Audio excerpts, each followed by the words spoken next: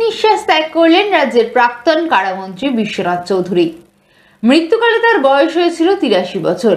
আজ সকাল 6:45 নাগাদ এসএসকেএম হাসপাতালে মৃত্যু হয় তার। প্রয়াত হলেন রাজ্যের প্রাক্তন কারামন্ত্রী বিশ্বনাথ চৌধুরী। দীর্ঘদিন ধরে ক্যান্সারে আক্রান্ত ছিলেন তিনি। ভর্তি ছিলেন এসএসকেএম হাসপাতালে। শনিবার সকাল 6:45 নাগাদ সেখানে শেষ নিঃশ্বাস ত্যাগ করলেন রাজ্যের প্রাক্তন কারামন্ত্রী। মৃত্যুকালে তার বয়স হয়েছিল 83 বছর। তার মৃত্যুতে শোক প্রকাশ করেছেন রাজ্যের মুখ্যমন্ত্রী মমতা বন্দ্যোপাধ্যায়ও। এদিন রাজ্যের সমস্ত সরকারি দফতরে অর্ধদিবস ছুটির কথা ঘোষণা করা হয়েছে। জানা গিয়েছে, বেশ কয়েক বছর আগে ক্যান্সারে আক্রান্ত হন প্রাক্তন মন্ত্রী। শহরের একটি বেসরকারি হাসপাতালে তার চিকিৎসা চলছিল। তার পরিবার ও দলের পক্ষে সেখানে চিকিৎসার খরচ বহন করা বেশ কঠিন হয়ে পড়েছিল।